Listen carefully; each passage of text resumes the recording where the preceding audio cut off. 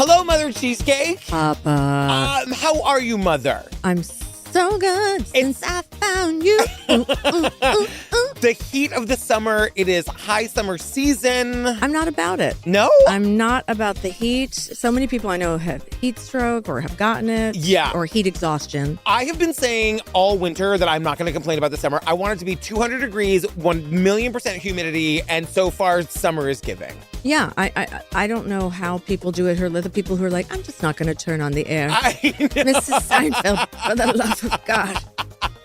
Well, here we are. We are closing in on the end of season 2. I cannot believe it. Can you? Season 2, episode 24 already is upon us. I'm so excited. We love this episode. We do. Look, George Clooney was real early in his career. And it shows. It shows, I'm going to say it now since Yeah. you've segued so beautifully, but that 80s hair, those bangs, I know. you could braid those bangs. I know. And I'm surprised that Blanche doesn't. Well, I know, as his mother. She's giving mother energy. Which but like genuine mother, not sexual mother. Not sexual, which is, we'll get there when we get there, but Yeah. that's a little strange to me. I think that's a little disingenuous to the character. Do we remember Dirk, everyone? That's No, what I'm we'll get saying. there. That's Nearly what 5 younger than her mother. All right, so what are we talking about, Patrick? So we're season 2, episode 24. It's called To Catch a Neighbor, written by Russell Marcus, directed by Terry Hughes. Original air date, May 2nd, 1987. Do you have any local at this time stuff? I don't. No, me either, because there's so much in the episode. I just wanted to get straight to it. So shall I? Let's just jump right in. All right.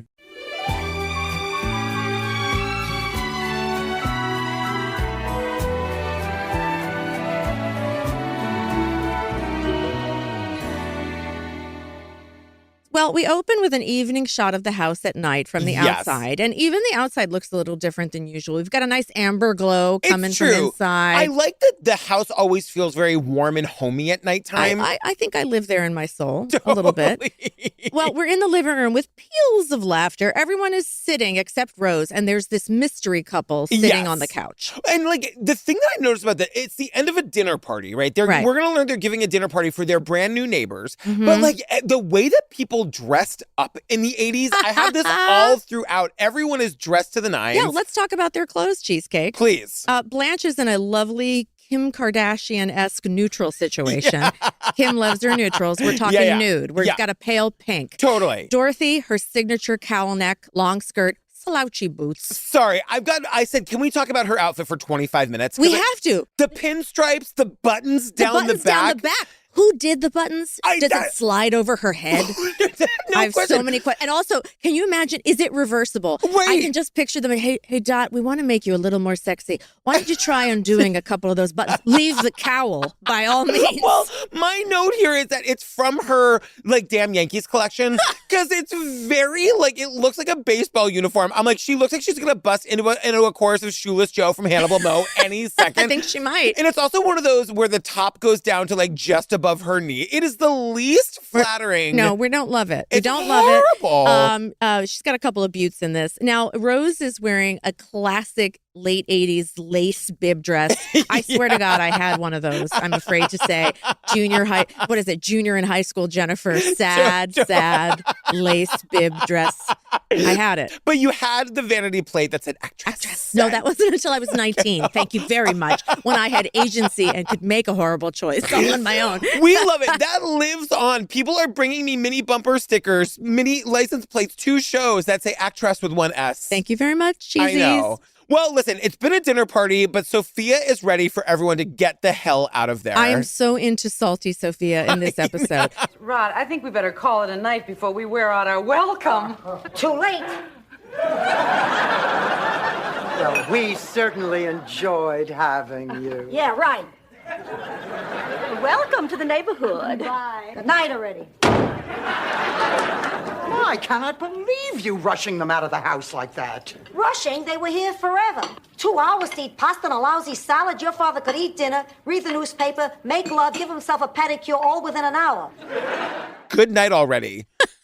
My God. And she tells us, that in her opinion, they just took forever, Yeah. So these are the McDowells. These are the new neighbors. But she says it took them 2 hours to eat pasta, a lousy salad. And she talks about how Sal, her late husband, could eat dinner, read the paper, make love, and have a pedicure in an hour. And of course, that made me think of What about 3 hours? Right. That comes up a lot. Of right? course. I know. So, they're talking about the McDowells. They're the new next door neighbors. What a lovely way to welcome them to the neighborhood. Can you imagine? Like, you move into a new and your neighbors are cooking you dinner. Person. Really? I'm that person. I love to, bring the casserole. I do know the neighbors' names. Oh my God, I love my that. ex-spouse, it was something that he really admired about me. He was like, wow. He was like, how do you know everybody? I'm like, because it's the polite thing to do. It is. And I will say, even living in New York City, we live in an apartment, obviously. Yeah. We know most of our neighbors to the point that, like, last night, 11-year-old Daisy was left home alone by herself for 2 hours. Okay. The longest we've ever left. But our neighbors down the hall were on guard. They weren't babysitting. Daisy was in our apartment. They were in theirs. But everybody knew what was going on. And they were there should Daisy have an emergency. Well, that's good. Yes. So then we hear from Rose about the welcome wagon, basically,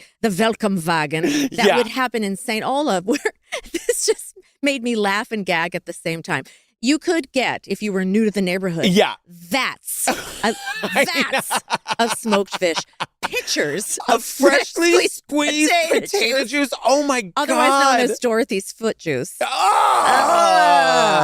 While cousin Dat played getting to know you through a hole in his windpipe, which I love. Dorothy's bad joke, but she makes it work. Tell me, Rose, did you ever accompany him through the hole in your head? I know. No, I love the idea of a welcome wagon, like as though this is like a real thing. Correct. 30 to 40 people in town, like, showing up to just, like, say hello, we're glad you're here. I just appreciate the writing, too, that I just love the idea of vats and pitchers. I know. That's what makes it funny. No. So Blanche has retrieved the coral napkins to go into the kitchen. Yes. And she asked Sophia to get the door. Sophia, by the way, talk about her clothing. She's wearing this nice light blue situation. But of course, we've got an aged sweater. Of course. She's always freezing. So cold. She answers the door. Ma'am, you really shouldn't open the door without asking who it is first. Fine. Who is it? Detective Al Mullins, Miami PD. Please, come in. You'll have to excuse my mother. She's a little upset. She just found out she has the same hairdresser as Whoopi Goldberg. Now, this is my associate, Bobby Hopkins. Detective Mullins, I am Blanche Devereaux, and these are my roommates, Dorothy and Rose. They're innocent. I'm not. Dorothy to the rescue. She comes over, she opens the door, and she makes this joke about Whoopi Goldberg. Yeah. Right? But I will say at this time, I remember this in plays that I was doing locally, or everyone was looking to add Whoopi Goldberg's name because it's a fantastic name. Truly. And she was really fresh on the scene. Remember like Jumpin' Jack Flash? Yeah.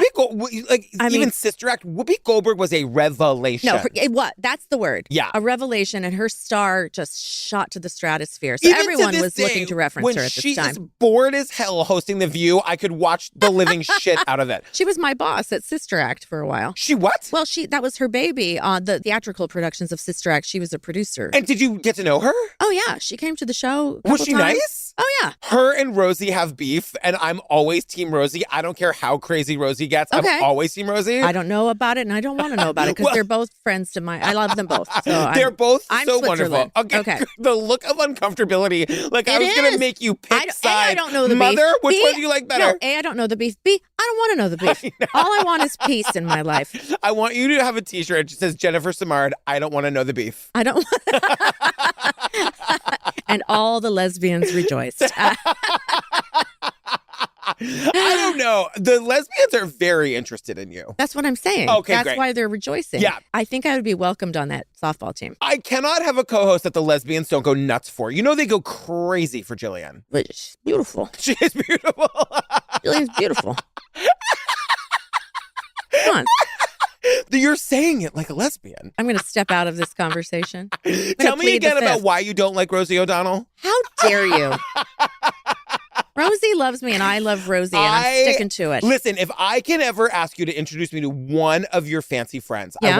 I want to meet Rosie O'Donnell so badly. I bet I could make that happen. And let me tell you this, Rosie used to have a podcast and she would do this thing at the end of the podcast where you could send voice memos and if you had questions and she would answer them. And I sent her a voice memo that was like, Ro, it's Patrick. I just saw you at Sweeney Todd. We both had friends in the Yeah. show. We both stayed after. I saw you. You were like 10 feet from me. I did not say hi because we're New Yorkers and we don't do that. And I didn't want to bother you. Yeah. So she played my question. She's like, Patrick, first of all, I feel like you're my best friend. Second of all, the next time you see me in real life, you come over to me and give me a hug and you tell me that I said that it was okay. So if you can ever introduce me to Rosie O'Donnell, I'd be very excited. I don't make any promises. I don't know, but I think I know people who know people, and I'll work on it. Oh my God. Okay. She and I share a birthday. It could be a nice birthday gift. That's all I'm saying. Everyone, welcome to the Rosie O'Donnell podcast. We hope you're enjoying it. Anyway, these two cops are Al, and what's Clooney's name? Bobby. Bobby. Thank you. That was our peanut gallery. Yes. Thank you, Peanut Gallery. Big Bobby fans here at the pod. No, Bobby Clooney is not my favorite in this. Listen, between the two, Yeah. I'd do Mullins. I know, me too. So the cops come in. Blanche is intrigued, to say the least. Look, right? she does Blanche immediately, Yeah. right? Considering her love affair with Dirk, the aerobics instructor. Yes. I find it hard to believe she didn't make a beeline for Bobby. Here's the thing. We know that Blanche is a sex kitten. She's a sex pot. It's her personality. We've never seen her demur. Is that the word? We've never. Demure. Well, is that the Derang. word? Don't you start with me. We've never seen her. You would think that she'd be playing both of them to figure out which one is going to like her back. They're going to do this mothering thing with her and Clooney, which is cute, I guess. It's the one scene in which he proves he has any acting chops in this entire episode. How dare you? Listen, Clooney is an international icon. I get it, but the beginnings were humble. Now, Bobby, you don't have to write that last part. That was just a come on. Look, I'm sorry to take up your time at this hour, ladies, but I'd like to ask you a few questions. Well, of course. I am single. I'm free on Saturday night. And I can arch my back until my head touches my heel. If you don't mind, Al, I'd like to write that one down. I just want to say that, Blanche not, doing, her... remember in the last episode where she was, making love to the door with her behind? Well, also, she was so competitive with Dorothy, she never would have stepped aside. Totally. So the competition, the competitiveness in her, they kind of brush over that. Yeah, she's sort of flirting with them, and Al is saying to Clooney, hey, it's a come on. Well, she's flirting to the point where she tells him that she can arch her back until her head touches her heels. And I have a question. Patrick, can you do that? No! Can you imagine even attempting such a move? Yes, I can imagine that. And then I laugh. No, I and have cannot a do that. cookie. Oh my God. So she offers for them to sit down, and they do, and the detectives launch right in. I'd like to ask you about your next-door neighbors, the McDowells. They're not who you think they are. You mean we invited the wrong people to dinner? In a manner of speaking, you see, your next-door neighbors are dealers in stolen gems. Those sweet people? I'm afraid so. And we have reason to believe that they may be making a major move sometime in the next 72 hours. So we'd like to set up shop here for a few days. Well, of course. You can both stay in my room. Now listen, I'm no detective, but I have made about 2,000 episodes of a true crime podcast. I can tell you this is the most asinine setup I've ever heard of. In what world would these two cops come into this house, put everyone here instantly in danger? The Richmond Street world, baby. This is what happens. Not only are Not they going since Claxton. They're going to buy. How do they know that they're not in cahoots? Oh, by the way, What? Did they buy Frida Claxton's house? Oh my God. Because she's dead. Just occurred to me. I didn't even think about that. Wow. They moved into old Claxton's residence. That's right. That's why they can see what's going on, because there's no tree. Truly, right, exactly. But I'm like, this is the fakest setup. Not only are they going to sitcom setup. I know, but then they're going to ask to move in. It's That's so the part absurd. that I'm like, absolutely not. Absolutely not. But I love too that they ask permission. Blanche unilaterally says that both of them can stay in her room. Of course. Dorothy protests, and she, her initial thought is it's not safe. It could Right. be dangerous. Blanche thinks that Dorothy is protesting because Blanche has said both of them can stay in her room. Whoa, so her right. rebuttal is, you can have the boy. And I'm like, what? And again, I come back to Dirk with the van. I know. You can have the boy. That is so good. But Blanche is the young one in know. her head. It I doesn't know. make sense. It doesn't again, make the sense. show Bible of it. There's no continuity, right? But Okay. Dorothy is all of us in seeing the complete like ridiculousness Yeah. of this. She says, why can't they work from a van like real police on TV? That's right. But Detective Mullins is like, you have every right to say no. Dorothy takes them up on that offer. Yeah. Anyway, finally, Blanche suggests that the ladies go to the kitchen so they can all discuss it. Right. I want to bring this up. Anyone know for sure those yellow ceramics on the kitchen table? Are those salt and pepper shakers? I don't know. Give a look, cheesies, but Okay. they're not the most attractive. They definitely look like they came from St. Olaf. Yeah. But they're almost like water and wine canisters from a Catholic church. But I think they're salt and pepper. Later, Sophia's playing with one of the caps. It's an interesting idea, the idea that like they all have to commingle the things that they've brought into this house. Yeah, we'll talk about that in the next episode in the scene that made us both sob. Oh, yeah. Because I see lots of copper on the walls. Yes.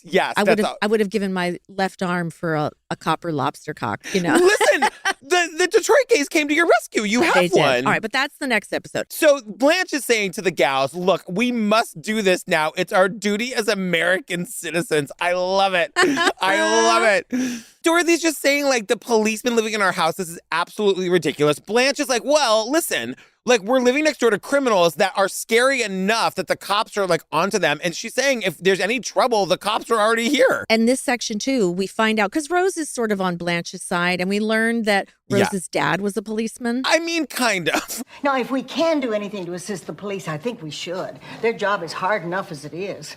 I should know. My father was a policeman. But I thought your father was a farmer. On the weekdays, Saturday and Sunday, he and the other farmers became volunteer policemen. Of course, the only crime in St. Olaf was that more people didn't practice better oral hygiene. So most of the time, they just sat around the jailhouse and took pictures of each other behind the bars in goofy poses. Rose's dad was like a weekend cop. A weekend policeman, a farmer during the weekdays. Yes. The New Yorkers, Sophia, and I love this. Yes. Sophia and Dorothy are still opposed to this. Yep. Blanche and Rose are for it, but all it takes is, to your point, it's one sentence by Rose to convince Dorothy. Because she says Blanche has a point. If anything happens, we got the police right here with us. Yes. That's all it took. That's which all it makes me takes. laugh. Dorothy's like, maybe you're right. After all of that. Well, I do love that Dorothy and Sophia are the New York, because they just don't want to get involved. They don't care. That's who I relate to. Totally. You know? I also love to My mother, oh God, I'm What? thinking Yvette would have absolutely loved this. Same. I mean, she would have been like, yes, you're moving in. My Only if I can stay up all night with you. My lesbian mother would have insisted on being deputized and being given a gun. Like my mother would have gone, my mom would have kicked the door open, gone in there, guns blazing. Get those gems back or be damned. Well, they're all in agreement. It's settled. They can stay. So they all go back into the living room to tell them they're allowed to stay. My thing about this is all I can think about is the bathroom sharing. Well, that's what they bring up here. All Right. they need. And of course, Sophia's the only one who's like, that's going to work, right? Well, because the thing is, they're going to have one bedroom. So I was like, are Clooney and the old guy snuggling up next to each other every night? I'm How's sure. that going to work? Well, on top of the covers, as we say. No homo. Ready to pounce. They're going to be like nose to toe. You know what I mean? Like that's how you do it. No, in the no homo 90s. You know, I have a little mini ditty on George Clooney. Oh, just a mini ditty. Well, it's more of a mini, but it's more of a ditty than a mini. Hey, well, ditty, let's but- hear it, Mother. All right. Everyone, fasten your seatbelts. Okay. Fasten your seatbelts, slut puppies. George Timothy Clooney was born on May 6, 1961 in Lexington, Kentucky, into a well-known family of media and entertainment personalities. His father, Nick, once hosted a Cincinnati television variety show.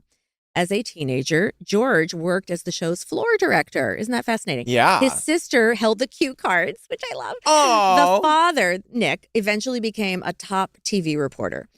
Fast forward, NBC relocated Nick to Los Angeles, where he was at this time of the filming of the show in 1985. He was a nightly news anchorman. Oh, no way. Isn't that a nice parallel, right? Oh, yeah. Especially because he was living with Rosemary at this time, I thought. Well, here, hold on. Sorry. That's all right. I jumped the ditty gun. I Again, know. it's not your ditty. I It's jumped my the ditty gun.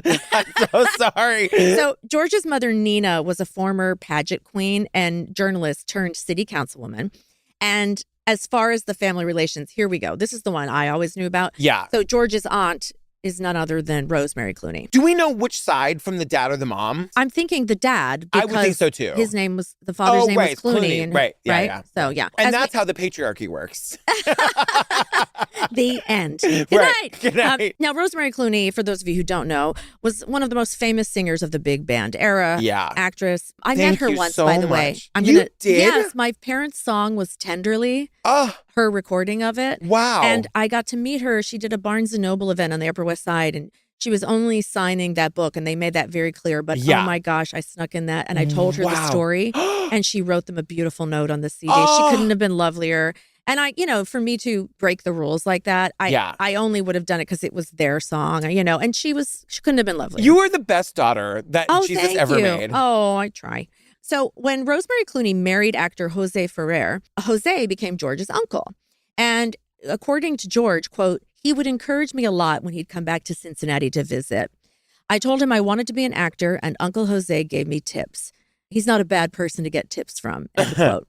So going back in time a bit, Yeah. George made his first TV appearance at 5 years old by playing sketch characters on a local talk show that his dad hosted.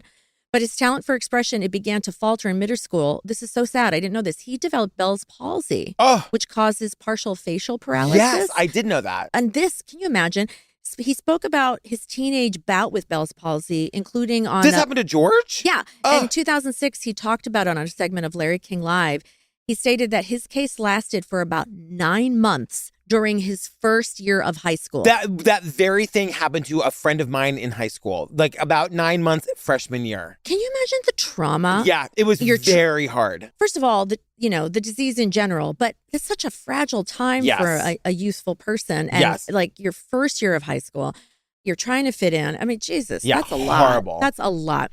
Later, when he was of college age, he attended Northern Kentucky University and he studied broadcast journalism. But that didn't last long. He didn't think he had what it took to become a good television journalist. And he hated the constant comparisons to his father. Oh, yeah. And so he dropped out of school in 1981. I'm a fellow dropout. Yeah. We're doing okay. You're doing great, And listen, mother. let me just take this moment to say, isn't it amazing with this background that he just did Yeah. Good Night and Good Luck Yes. on Broadway Yes. to so much acclaim? Yep. And I think it's so full circle. And, like you make a plan and God laughs. Yes. Like, it's so Yeah. funny to me how he may have thought, oh, I'm not good enough for this, but you're certainly good enough for that. And look what you did. and that's And the making kind of it thing- his own and Yes. reclaiming it as his thing. Knowing that you're not on the right path and then being brave enough to change. But never knowing what the future path is going to be. But that's what I mean. Like, Yeah. as a podcaster, same story. Like, when I lost my job, and I had been podcasting for a few years. I was desperate to apply for anything, and my husband said, "You want to be a podcaster? Go try that." Yeah. And look at us now. Look at that calling. I think George too was on the night that I was on Seth Meyers. Just Oh, the fact that wow. we were on the same circuit, Yeah. theater season circuit, was such an honor. I just think the world of him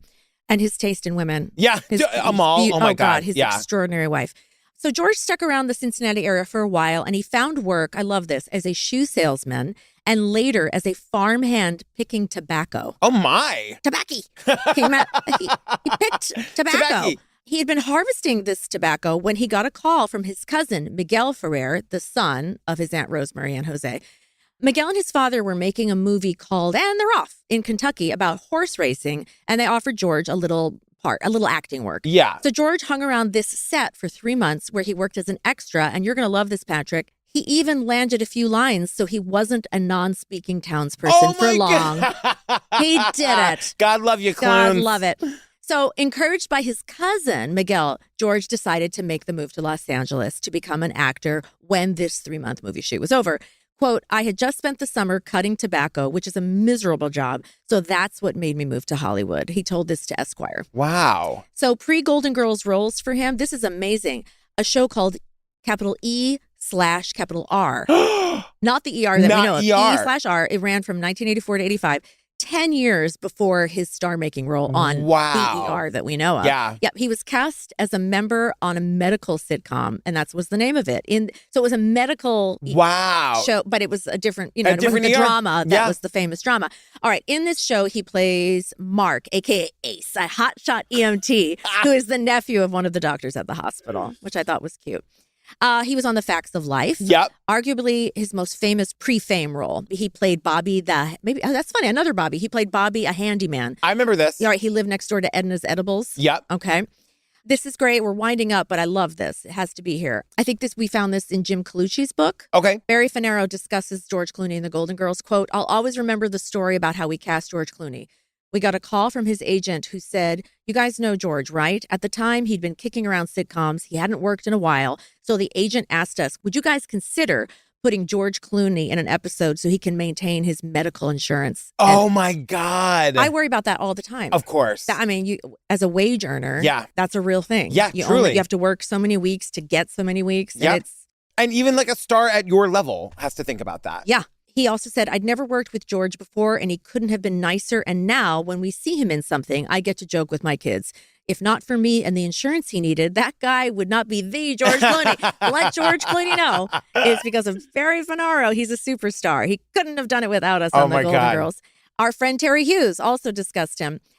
I've told this story before, even a little after this period. When I'd be involved in casting a pilot, I remember people running through all the actors who were available and then closing the door and saying, quote, well, worst comes to worst, there's always George Clooney. I love that. That's where his career was at the time. I think that's a great inspirational story for people. Yeah. Rue McClanahan discussed his appearance. At this point, George Clooney was totally unknown and very young. He must have been all of 25, and he was so good and so gorgeous. I said, quote, this guy's got it all. He's going to have a big career. George Clooney on himself. George went down memory lane on the Drew Barrymore show, recalling what it was like behind the scenes of The Golden Girls and The Facts of Life.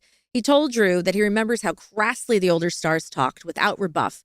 Quote, they could get away with stuff. If those women were 30, they could have never said those things on network television. Yeah. But they could do anything they wanted, and they would get away with it. It was so much fun. He also shared who he thinks was the funniest Golden Girl.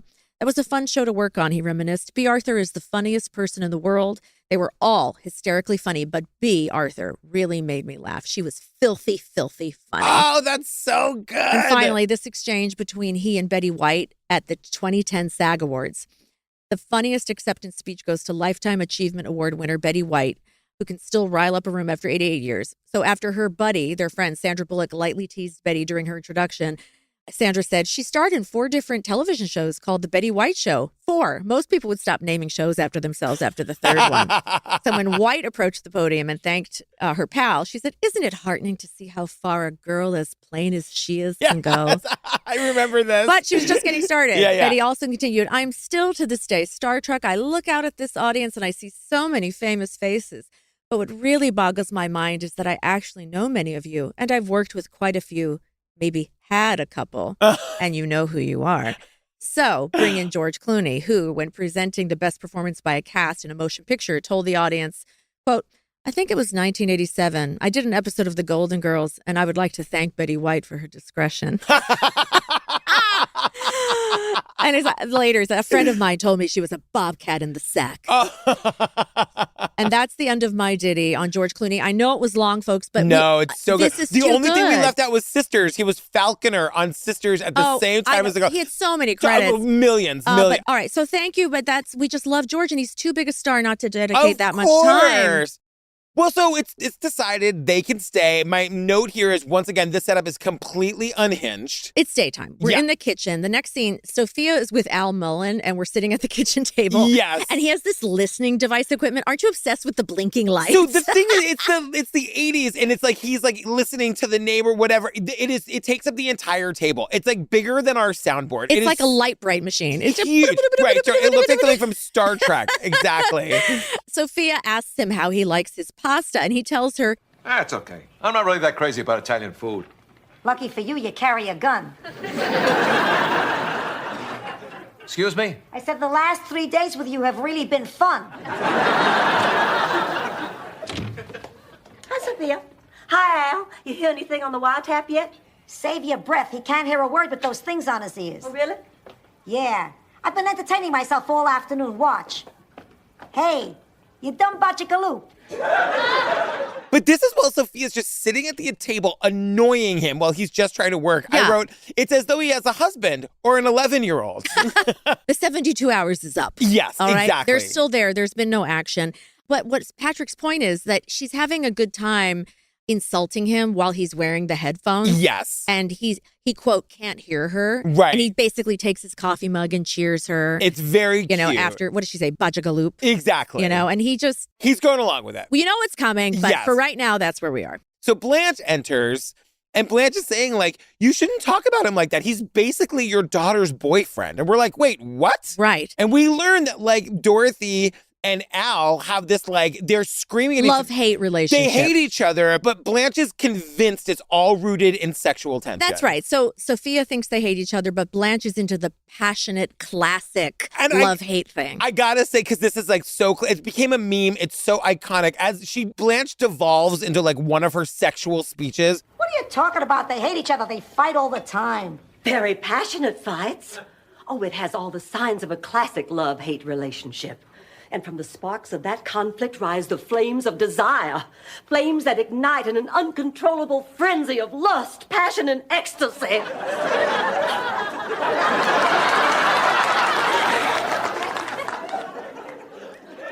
I'm sorry, where was I? And then she sprays herself with the water bottle, and it's iconic. Because it's so she's been good. spraying plants. Yes. Right. This is the pre-Minx days. Yeah, Right? exactly. I'm guessing, or I don't know. Yeah. In fact, I was thinking she ought to have, I thought at first she missed an opportunity to spray Sophia. Oh, yeah. You know, in that moment. And then, of course, you're like, oh, no, she was just saving it for a better payoff. Spray her. It's to so spray good. herself. And it's like so memeable. It's so good. It's so good. So Dorothy comes in. She is not happy. No. She apparently had asked Al to take all that equipment off the table. He has not done it, and she is screaming at him. That's right. And not only is she screaming at him, she's screaming in style. I think she looks beautiful in She her does look pale, good. her seafoam green. Blanche, on the other hand, I don't like it when she wears these fantastic skirts. I don't like her in the floral skirt. No. But you can see the exact thing, to your point, The that Blanche tension. is talking, the tension. Oh, I don't believe this. Hey, Dick Tracy. What's your problem now? I thought I asked you to move this equipment someplace else where it would not be in the way. I said I'd try. I tried. Yeah, would you also try to remember to put down the toilet seat after you use it? Sorry, that was me. I was experimenting with something new, but it didn't work out. Oh, what was she trying? I probably a nice plie squat over, like maybe how to use a public bathroom. You know, a lot of women do that. Yes. They don't. Oh, yeah. I'm of totally. the school that you put down the paper. Yeah. And if there is no paper seat, you put toilet paper. But when you do the top human squat, body is so disgusting. let me tell you, women, so many women do that, but they spray everywhere. And Oh, it's God. disgusting. Oh, my I think men God. would be horrified to know just how disgusting a woman's public bathroom is. Can confirm. Having heard you just use the word spray in describing how women use and let me public rephrase restrooms. this too. An all gender bathroom Yes. situation Yes. is useful in many ways. We Yeah. are big believers of that in this room. Uh-huh. However, the other good thing about it is you never know. You just like, who's responsible? Maybe it's you, Patrick. I don't One of the know. things Jillian and I talk about all the time, I Yeah. don't know why this comes up all the time, is how bizarre it is that the human penis just hangs off the body. It can be pointed in. No, it's outdoor plumbing. It can be pointed in any direction. It's very simple for us to use Listen, the restroom. The women indoor plumbing, it's a very mysterious. I'm sorry, did you say the word spray? I said spray. You said spray. Listen, just pop in a squat over the rim and think about it. I know. You know the anatomy. Oh, God. How do you direct it? At least with the penis, you can direct You can just where direct it's going. because it hangs off the body. Let's move Let's on. move on. We now learn that Al can hear through the headphones. Dorothy, he's only trying to do his job. It can't be very pleasant for him either. Actually, as far as stakeouts go, it's kind of nice here. I thought you couldn't hear with those things on. I do that for Sophia. She seems to get a big kick out of calling me names, so I let her do it. She's really a very sweet lady. She just doesn't like to show it. Is that a family trait? And you see the little look exchange between them. Now, Rose enters having fed the minx. She is manic. She's running in because she saw the McDowells at the supermarket and she thinks she did the smartest thing ever. She followed them around the grocery store and wrote down everything they bought. And everyone's like, why? Rose, stop trying to help. What are you doing? Exactly. And this is where Al warns the ladies that even though it seems like they're all in this together, it's dangerous. And Yes. just, hey, guys, leave the police work Hang to the back. policeman, right? Now, this is where I have the note. Okay. George Clooney enters. He's barely talked so far in this episode. George Clooney enters and he is ready to do some acting. Someone gave him an apple. He's eating the apple with such intention. Listen, I have questions about that. Ask me everything. In Ocean's 11, Yeah. I read somewhere that George Clooney's good friend Brad Pitt wanted to be seen eating in every scene. So if you go back and watch the movie, that's so interesting. I can see it. He's always finishing something, Yeah. Throwing away a wrap. He's always eating or chewing something, right? And so my question is, did George Clooney come up with the apple like, you know what? I'm going to be eating an apple. It's so Did weird. Pitt steal that idea from Clooney is what I want to know. My thing is he's got one line here. His line is, Ready for a breakout? and the way he says it, you can tell he worked out with Aunt Rosemary for 8 hours the night before. He did it. Are you ready for a break, Al? Are you ready for a break, Al? Are you ready for a break, Al? Like he did it and did it and did it and did. This man is working on his craft. Oh my God. Well, I thought he was absolute perfection. The rehearsal paid off. And Al says, yeah, he thinks he's going to go out and get some fresh air. And of course, this whole next section lives rent-free in most of the cheesies' heads. It's I have so no good. doubt. It's just so darn good. Yeah. Yeah, thanks. I'm gonna go out back, get some fresh air. Well, won't the neighbors see you? Just a gentleman friend paying a visit. Of course, it would look better if one of you were out there with me. Come on, Dottie. What do you mean, come on? If you want me to do you a favor, you ask me. All right, I'm asking. You don't have to bite my head off. You're a real charmer, you know that? Oh, who are you, Lady Di? Come on. Do me a favor, join the bomb squad. Oh, God, I'm crazy nuts about this guy. The way she delivers that line with her like clenched arms. I know. Like just stiff as a board arms. I know. Clasping the hands. Because he's just exited, and her timing is perfect because he's just exited, so he like in air quotes can't hear her, and she turns around to the room and like because we're kind of like, what are you talking about? They hate each other. No, the Blanche was Blanche the sex kitten was of course right. Yeah. Well, it kind of reminds me of the Lucas relationship, actually. Oh yeah, totally. At the end of the series. Yep. So the doorbell rings. Rose goes to answer it. It's Martha McDowell. Now, remember, she's a jewel thief. And she is who they are there to stake out. And I got to say, as much as I can't stand Rose most of the time, her reaction here is because she's speechless. I know. But she's making that little terrified noise. Totally. I mean, the jig is up, right? I know. And I love that, McDowell is onto her, like, completely saw her following her around the supermarket. Yeah, she's like, it's Martha McDowell, your new neighbor. I was here for dinner a few days ago, and you followed me around the supermarket yesterday. So Dorothy and Blanche enter. They are equally stupefied. I know. Just like, and if you were Lady McDowell, wouldn't you be like, oh, they absolutely know. They 100% they know what I do for a living. Exactly. Because the tone is so different, and she's just there to invite them to dinner. Yes. So Blanche, in order to like explain why they're being so awkward, has to insult her fashion. Right, and exactly. Your handbags don't match your shoes. It's like, damn it, Blanche. That's what she came up with. Now, of course, the most lived-in expert comes in. Sophia comes in. She immediately covers for them. She says, oh, you've met my son, Alfonso. Well, because what happens is the men come in, and now they've got to explain why these two men who were here a couple of days ago, why are they here and who are they? Oh, hello. Hello, I don't think we've met. I'm Martha McDowell from next door. Hi, Martha. I see you've met my son Alfonso and my grandson Bobby. They're here from New York on a fishing trip. Thus far, all they've caught is a cold. Nice touch, but I work alone. That is the smartest line. I thought the It is same the thing. smartest line. Just a nice throwaway, a nice aside. Martha doesn't know what the hell is going on, but she's got to go. I'm like, where are you going to go in such a hurry, lady? I said, guess you got to steal more jewels. She's on the way to the drop site or whatever. But we have to talk about the fact that her name's Barbara. Yeah. Here's another Barbara Thomas McDowell. I'm so glad that I said in the last episode, the thing about Barbara's is that they were babies once, and that makes no sense to me. Do you know, and the actor playing her is named Barbara. Is that right? I've got a ditty on Barbara. Give me the ditty on Barbara. All right. Barbara Tarbuck. Barbara Thomas Tarbuck. No. AARP card carrying. Barbara Tarbuck. Oh my God. Readers everywhere. It's like a baby named Dexter. It makes no sense. It makes no sense. You know? All right. So Barbara Tarbuck was born in Detroit. Barbara Tarbuck. Oh my God. Great name.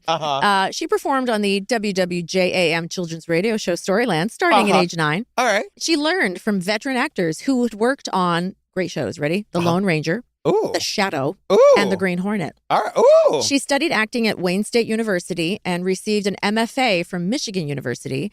And also, this I love, she won a Fulbright scholarship to attend LAMDA. That's the London Academy of Music and Dramatic Art. So after completing that, she moved to New York City and she steadily worked on Broadway in the 70s and 80s. Oh, she seems like the type. Yeah. Of the many shows she did, one of them was Neil Simon's Brighton Beach Memoirs. Yeah. She also appeared in 1989 in Neil Simon's Broadway Bound. Oh. And I love this because they talk about how she explored some of the same themes that are present in the Golden Girls. All right. So this is 2 years later than this show was filmed. Yeah. So this is 1989. She was 47.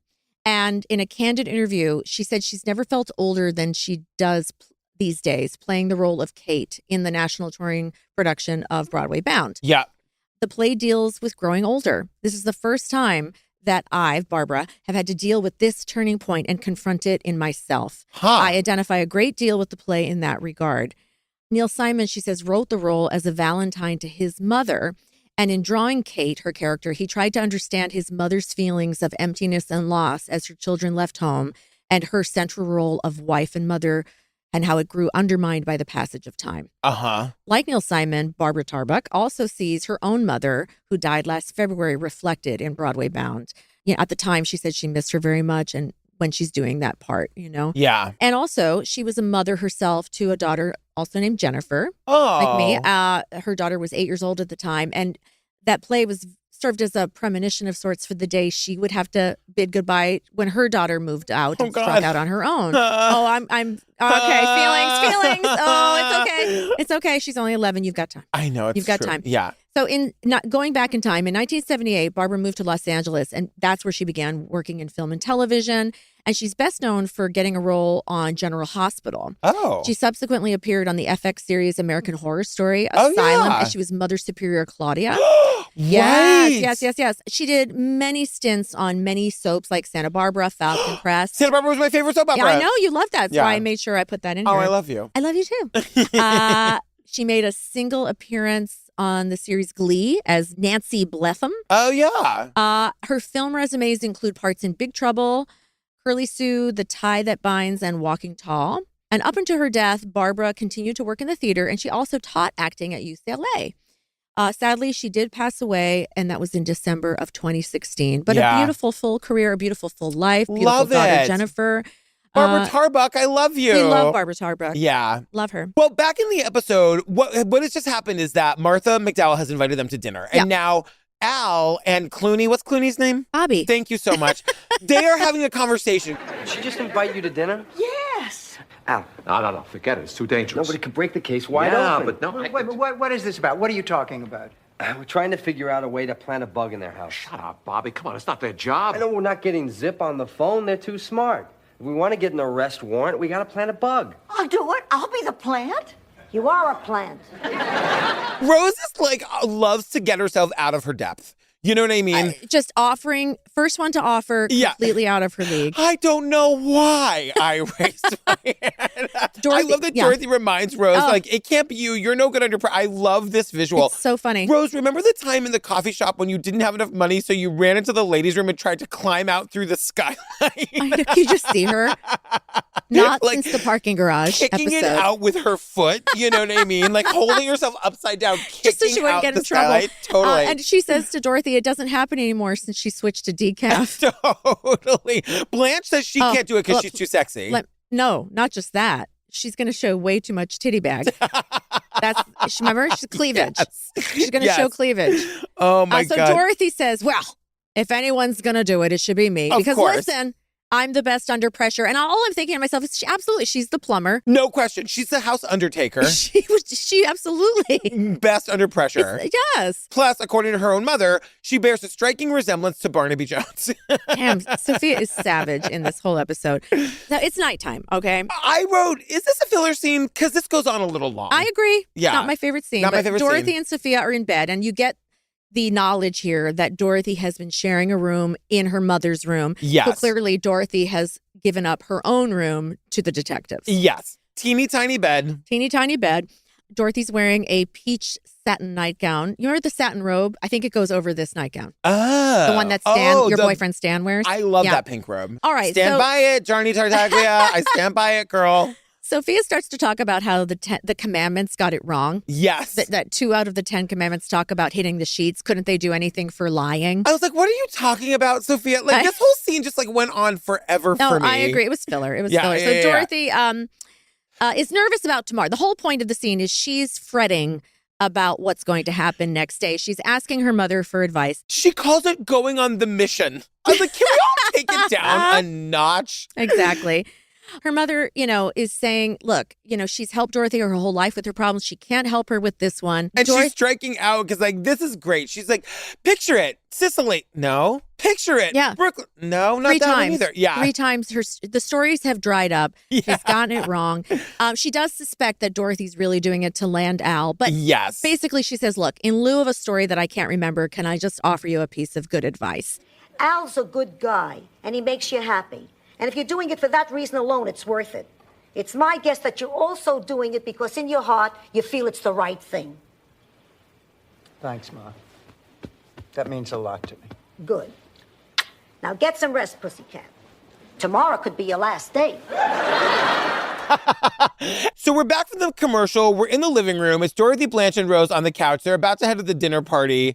Everyone is very nervous. Can we talk about their clothes? Yeah, my note here is everyone is very dressed up for this dinner party. Yeah. Dorothy is wearing a white blouse, some sort of periwinkle sweater top, and a white and peach periwinkle floral skirt. Her white slouchy boots. Yeah. Rose is wearing a basic collared, classic rose red dress. Yeah. Blanche is wearing another wonderful Kim Kardashian collection, like a leopard print neutral. Yes. Very Dolce & Gabbana, pre-Dolce & Gabbana's fame, right? Like very, very nice. Rose is reading the TV guide, all right? My God. And she's saying it's a shame that they're going to miss it to do this mission. They're going to miss watching In Cold Blood. In Cold Blood is on TV tonight. Right. And it's about an innocent family being brutally murdered.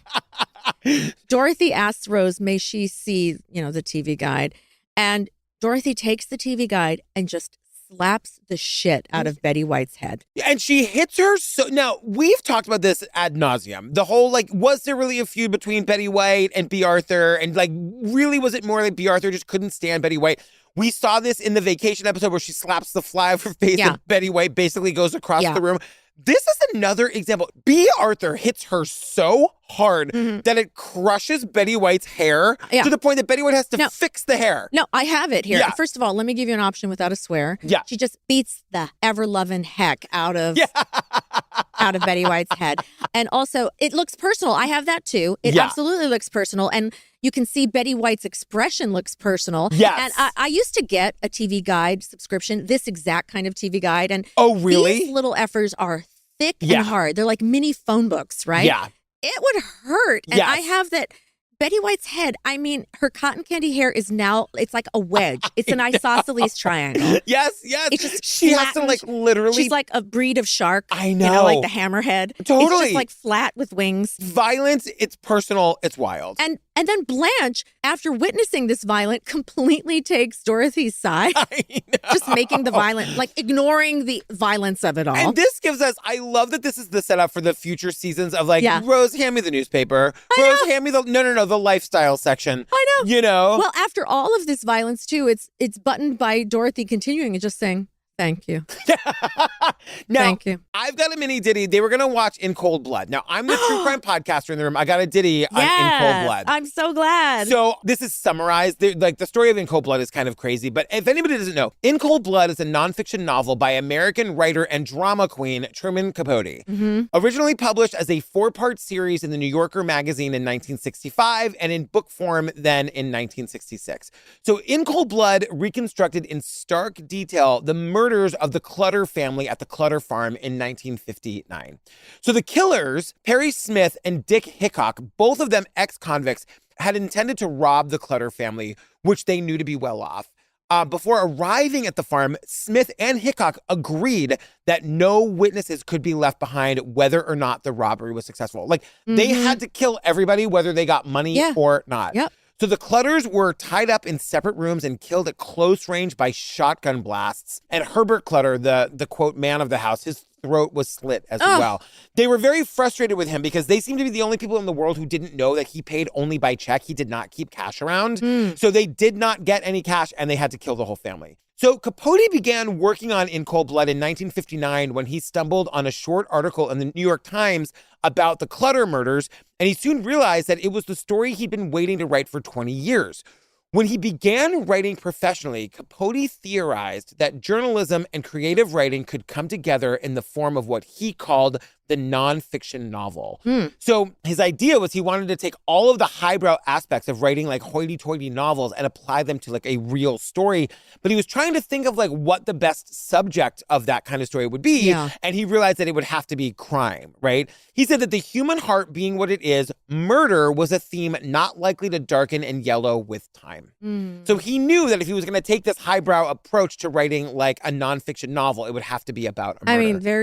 He knew. Totally. To me, one of the most interesting pieces of the history of In Cold Blood is that Capote's childhood friend, Harper Lee, was his research assistant on the book. Wild. Now, the timeline of this is wild because Harper Lee, this is Harper Lee who wrote To Kill a Mockingbird, right?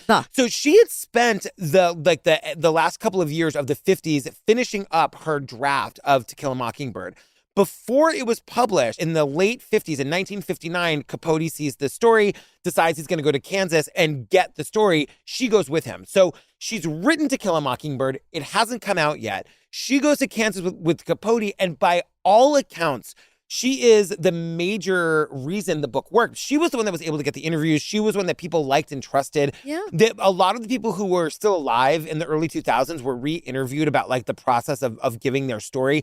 Most of them said, we never even saw him. We only talked to her. We didn't like him.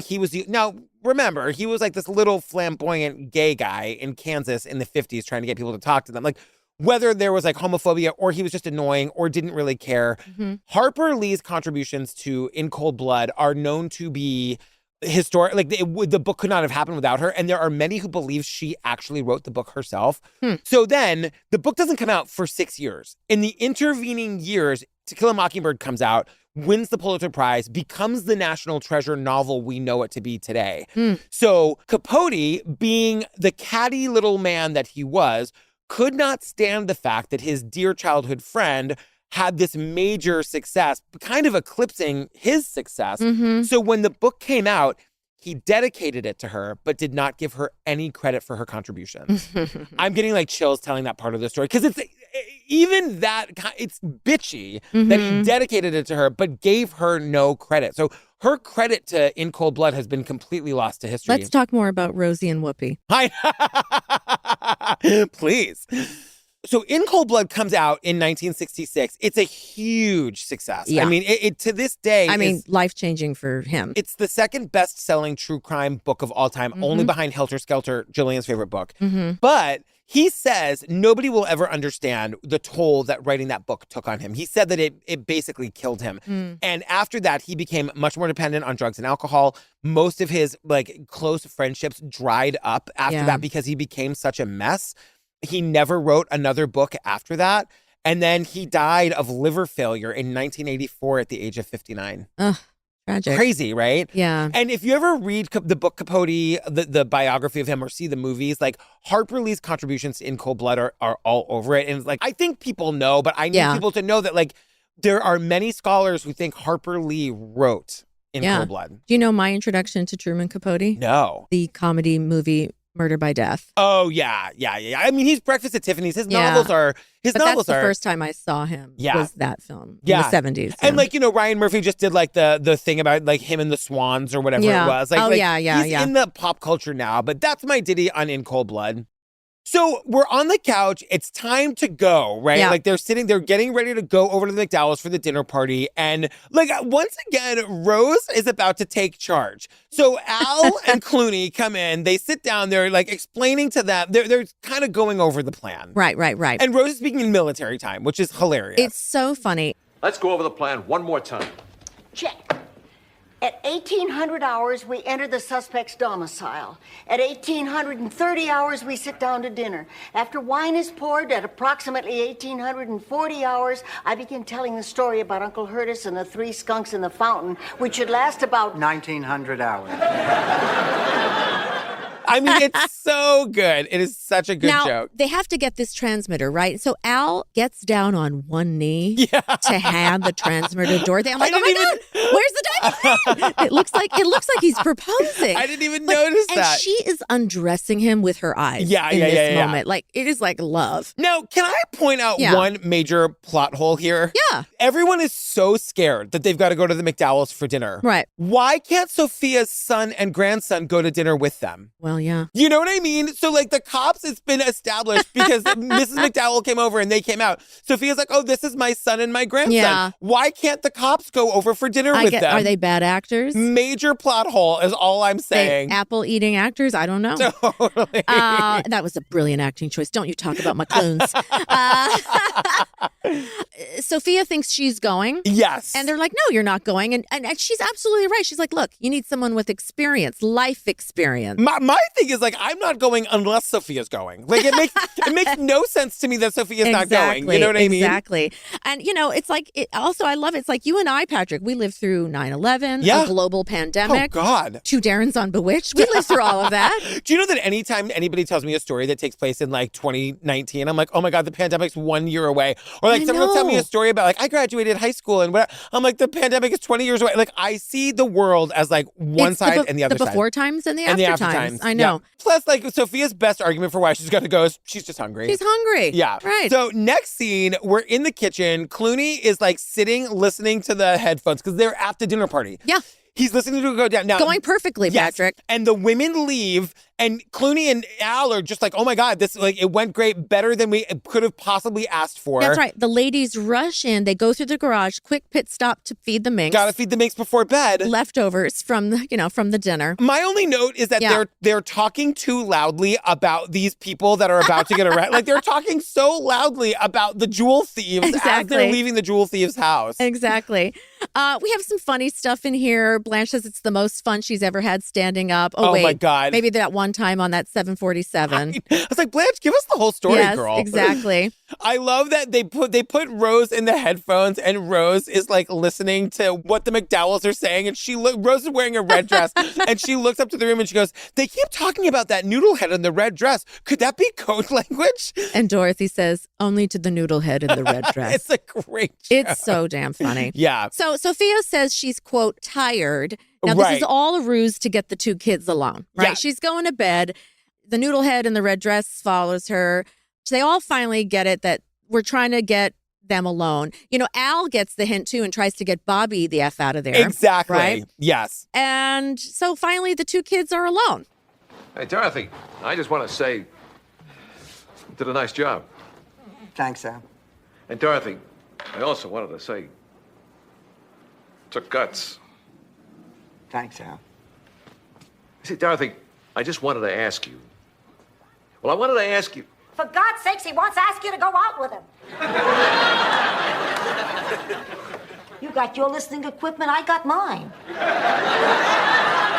She has a glass to the door. I mean, the glass to the door is going to come back. I always love an episode where Dorothy pushes on the door and Sophia's on the other side with the glass. I've tried that. Yeah. It doesn't work great. No, and those doors are not thick. Like, she can hear what's Have you ever going on tried there. to hold a glass to a wall or a door? No. Oh, I have. I'm Yvette's daughter. What are you talking about? Oh, yeah. Yvette would be so proud. So here you are. We're at your scene. Yeah. With so Clooney, young George in I his think bedroom. Clooney's not good in this episode, but this scene is so sweet because once again, we're dealing with the fact that Blanche, a sexual woman, a very sexual person.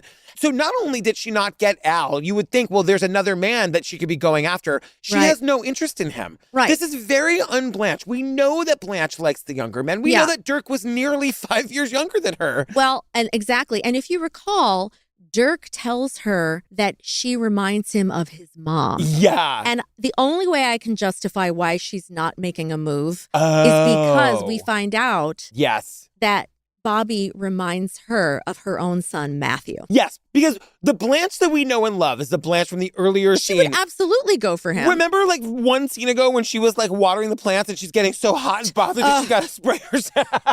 So Blanche comes in, she's bringing Bobby towels, and this scene is so sweet. Can I just say, too, he's got his GD legs up on that bedspread. Look at the sole of his sneakers. I know. They are dirty. Mother should have told him, get your feet off that bedspread. My other question about this scene is like, we know that Al and Bobby are sharing a room. Like, is Al coming to snuggle up with you in that bed in a little bit? He's probably in one of the chairs. Or like, you know what they try? I know. I just figured it out because I watch television. Okay, great. You know what they do? What? They take 20-minute shifts. Oh, one of them right. sleeps, one of them is on We duty. call them one of them sleeps, one no of them's on homo duty. shifts. It's the no homo shift. Well, that's how I think they do that. So, or 2 hours, maybe. So Blanche is saying, you know, here are the towels you asked for. Thank you. You're welcome. And she is extremely motherly, not her usual self. And she's saying, like, does your mom know you carry a gun? Right. I was like, you're going to tell me that Blanche Devereaux doesn't have a gun collection under her bed? Like, Blanche hates guns all of a sudden? She has guns. She has ropes. You know, she loves a hanging. Can't believe that they talk about that, but they do. I said, you know that Blanche is a card-carrying member of the NRA. You know she is. Right. And we find out that her son, Matthew, is a CPA. Yes. And, you know, they have this rapport, and he says to her, listen. Hey, Blanche, listen, my mom lives in Oregon. You know, I don't get a home-cooked meal too often. Would it be okay if I stop by sometime? I think that would be great. And now, I don't care how old you think you are, mister. It's time for lights out. Yes, ma'am. Okay. Good night. Good night. The thing is, in the genuineness or disingenuous of this moment, the thing is, we've talked about this with several of the writers of this show, that Rue McClanahan, as an actress, but / Blanche Devereaux is the most nuanced. Yeah. So I don't think it's inconceivable that this scene could exist. It's just, this is a different color of Blanche, Totally, yeah. that we don't often get to see. Yeah. And they make it sweet by him saying home cook. Clearly, he's not coming on to her. However, part of me wants him to. I know. Just, you know what I mean? Like, and it's mind like, if I come over for a home cooked meal? Imagine and if some time in your palm leaf. What is it? What is it, Martinique? Yeah, you're Martinique. Because imagine the lore of this episode, right? Like, imagine if in another world, before he became George Clooney. Like, imagine what could have been if they had let Blanche be true to who she really was, and when I have like a roll in the hay with this hot young number, and then like we could be looking back and talking about how Blanche Devereaux seduced George Clooney. My full Blanche. This brings out the artist in me. Can we do a remake of this episode where that happens? Yes. Where it's not motherly. Oh my God. And there's a torrid love affair between Bobby and Blanche. Because imagine how exhausted Blanche could be.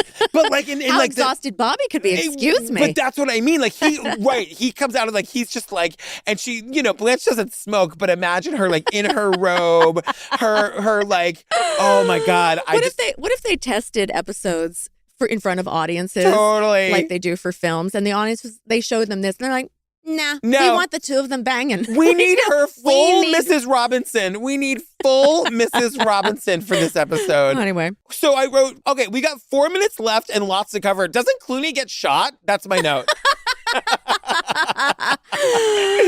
All right. It's the middle of the night. Al comes running out of the kitchen because Bobby, let's go. The exchange is going down. Move it. What's going on? Mr. McDowell, there's no time to explain. You just get on the floor and stay there. Is that clear? On the floor now. I'm scared. I'm scared too. I'm scared for Al and Bobby. Oh. Shh, what was that noise? That was me. Thank you for calling it to everyone's attention.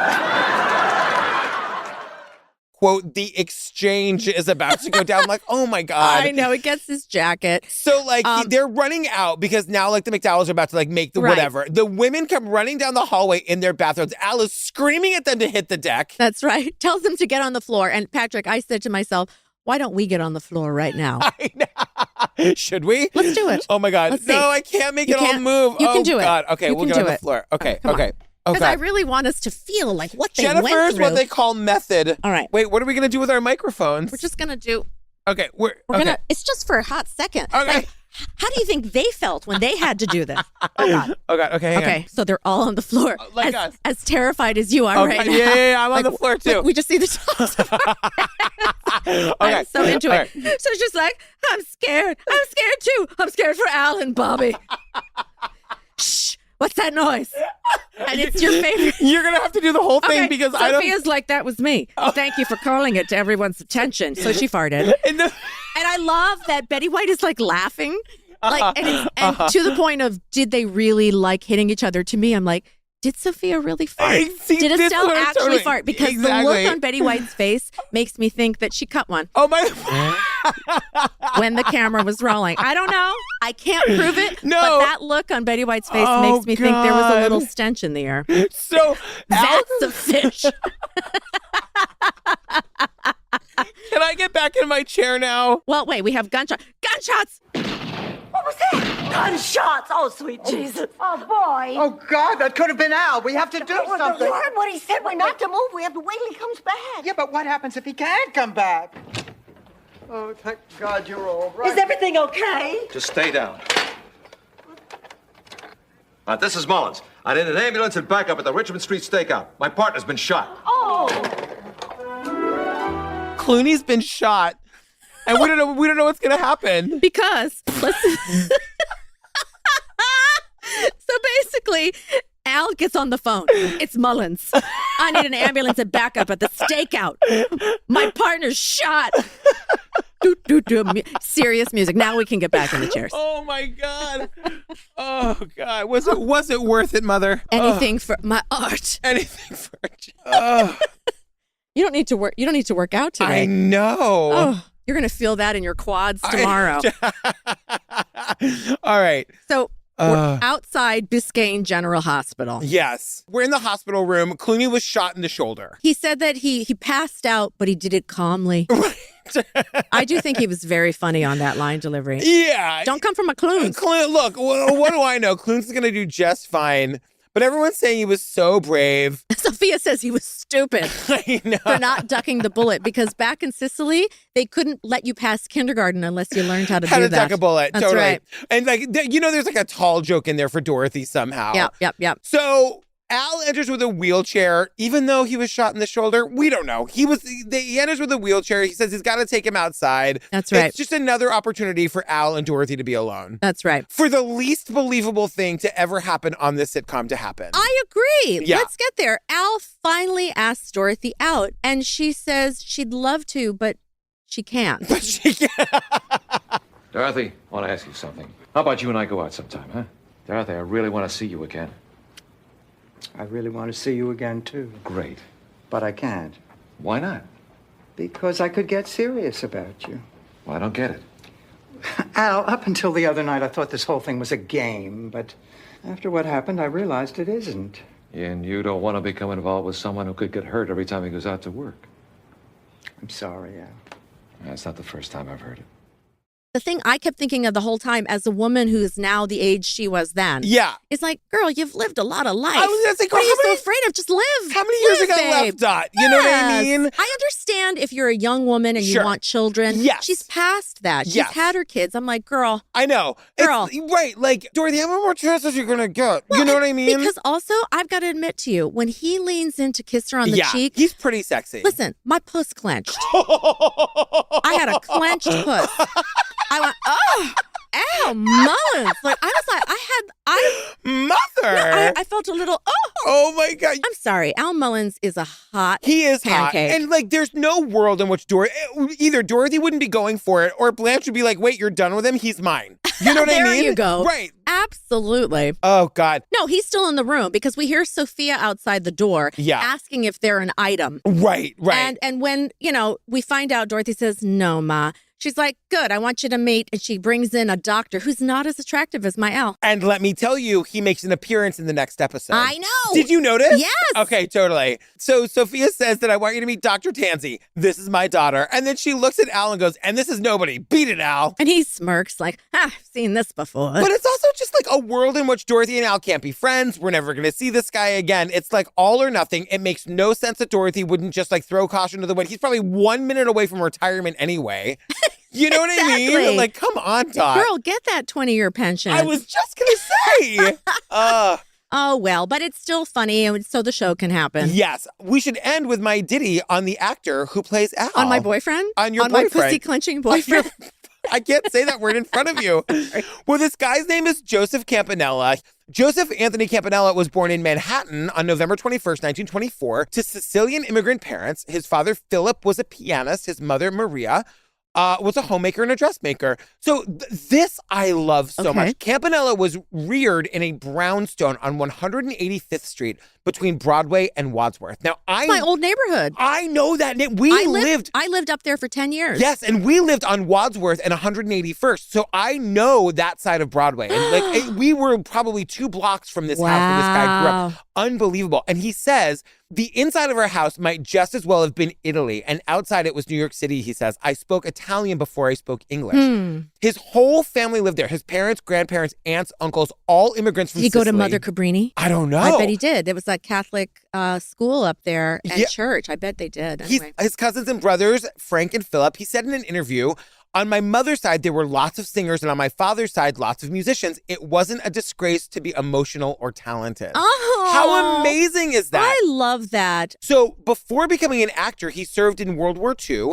He considered pursuing a professional baseball career when he was offered a contract by a low-level New York Giants minor league team in Georgia, but turned it down, preferring to pursue a career as an actor. Yeah, my dad was offered a minor league baseball contract. Really? For the Cubs. Oh my God, that's incredible. I know. So after studying acting with Lee Strasberg at the Actor Studio, he began a professional acting career as a TV stuntman. Yeah, he's so he's hunky. such a man. I know, he's so hunky.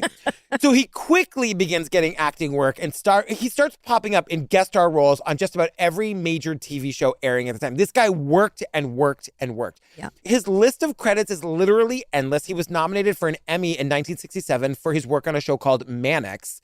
He seemed to only have a handful of series regular jobs and not for anything notable or long-running, except for on One Day at a Time, where he played Ed Cooper, the ex-husband and father. He was also Barbara Stanwyck's love interest on the Dynasty ABC spinoff called The Colbys. And he portrayed a former boyfriend of Mary's who resurfaces on a 1973 episode of The Mary Tyler Moore Show. He was on all 3 major soap operas of the 80s, Days of Our Lives, The Bold and the Beautiful, and Guiding Light. He also played David Hasselhoff's dad on Baywatch. Like, that's how hunky this guy is. Yep. In the early 60s, he had a handful of Broadway shows. He was nominated for a Tony in 1962 for Best Featured Actor in a Play called A Gift of Time. All in all, he had an incredible career. He was a totally recognizable but never became famous. He was always like the guy that was like, oh, you're that guy. That guy. Like, yeah. I've seen you, and he was on every show, had like guest starring roles in every show, but people didn't really know his name. He said he was totally fine with that, as he always wanted to put his family first. I just wanted to be a pussy clencher. That's yeah, sorry. I couldn't help it. Yeah, Like, no, I think that's if right. that happens, my work here is done. I think my work here is finished. Speaking of, he married singer-dancer Jill Bartholomew in 1964. They had 7 sons. That's the world's unclenchiest pussy. No, but she's just like, let's do it again. Let's please. Wouldn't you be banging that gay all day? All day long. All day long. He said, before I met Jill, acting was everything. But Denzel Washington, who used to be a neighbor, said it best. Acting is making a living. Family is life, and I choose to stay with my family. So get this, Campanella was knighted by the Italian government for his continuous volunteer work in many cultural and philanthropic organizations, including the National Society for Autistic Children. He said, I got my medal before Frank Sinatra got his. Aw. In May 2018, Joseph Campanella died at the age of 93 of Parkinson's, with Jill, his wife of 58 years, by his side. Oh, Jill. I love I Jill. know. Well, cheesies, that's our episode today. Thank you for hanging out with us. Thanks. We love you. That was a lot of fun, Patrick. So much fun. Join the Facebook group, please. It's the Golden Girls Deep Dive Podcast discussion group. Follow us on the socials. It's at Golden Girls Deep Dive, wherever you can watch your TikToks, your Instagram reels. And we just love you so, so, so much. Me too. Bye. Bye. All right, we'll see you next time. Bye.